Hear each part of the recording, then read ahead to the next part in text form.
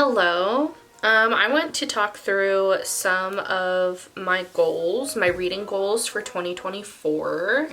My main goal is to get through my TBR. I recently moved all of my Gatsby's off of this shelf and put them on my big shelf in the living room, and then put all of my physical TBR on here just so that they're all in one place and I have to stare at them and feel bad about it. And I was just adding all of them to a bookshelf on Goodreads, which sucks, but it says that there's 90. Obviously, I'm not going to get through reading 90 books plus whatever else I wanted to this year, but a lot of books, I'm gonna DNF them. I'm very particular about the kind of writing that I like, and so I can usually tell pretty quickly if it's something that I'm going to want to continue and finish or not. And so I've gotten really good at allowing myself to DNF books. So I'm thinking between DNFing things and the fact that I've been reading 50 plus books a year the last couple of years, I'm thinking maybe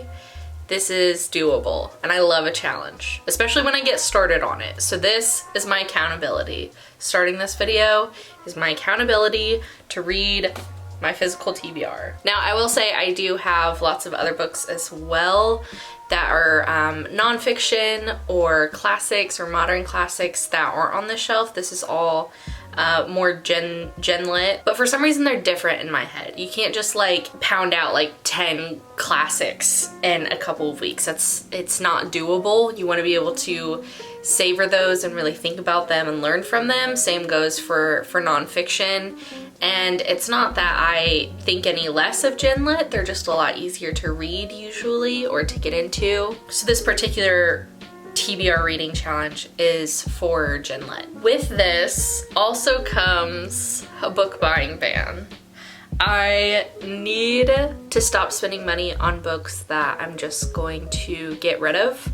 I've learned in the last 2 years, as I've continued to get back into reading, that while I love buying books, and that is in fact a different hobby than reading the books, I also, as I just talked about, DNF a lot of books when I decide that I don't like the writing style. And so I feel like I've wasted a lot of money on not just new books, but used books as well that could have gone to a better home. And so part of my book buying ban is not just buying things off the shelf when I know absolutely nothing about them, even though that's usually my favorite way to buy books. I need to start taking advantage of all of the libraries that I have at my disposal here in Los Angeles. And of course I'm still gonna keep buying books, but I would prefer to start buying books after I know that I enjoyed them and want them on my shelf. And that seems just better for my wallet, the space in my home, and just like general time and energy as well. With a book buying ban, of course, there comes some parameters, because if I just went cold turkey, I probably wouldn't follow through with it. So my parameters are, I'm still allowed to buy Gatsby's. If you don't know, I collect different copies of Gatsby's, and I'm up to 110 at this point, somewhere around there. I need to do another count. So if I find one that I don't have, I need to get it, because it's getting harder and harder to find ones that I don't already own. So I'm allowed to still buy Gatsby's. I also am allowed to buy books that I have already read that are coming out in paperback that I want for my shelves.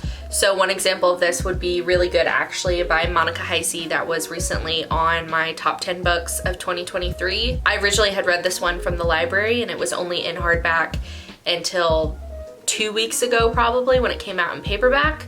So I'm allowed to buy things like that, but I'm trying to save them for times when I like really need that dopamine hit and need to go buy a book, rather than like going to get it the first day it came out just because I could. I also want to give myself a little bit of wiggle room for books that are coming out by authors that are like immediate buy authors. An example of this would be Alex Michaelides, who wrote Silent Patient and The Maidens. Those are books that I absolutely love. They were both on my top 10 of last year, and I know that I would absolutely like devour it immediately, and it wouldn't just rot on my shelves for years. So he does have a new book coming out, but it's only gonna be in hardback, and I'm not buying any more hardback books. I just hate them. But if he had a paperback coming out, I would give myself room to go get that one because I know that I would read it immediately. So those are kind of my parameters for my book buying ban. Let's talk about my TBR for 2024. So as I said, there are about 90 books on this bookshelf, which by the way is an old metal library cart from an estate sale that I went to in California. This is one of the very first things that I bought for my room, and it came from an English teacher who had passed away in her hundreds, not her 90s, not her 80s, her hundreds.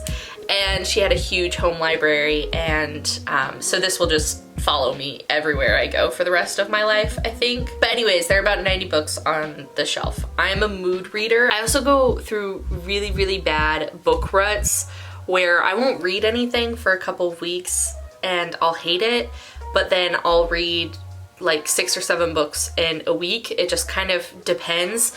So I don't want to set myself up for failure. I want to let myself be able to have some fun with this and still have like some choices.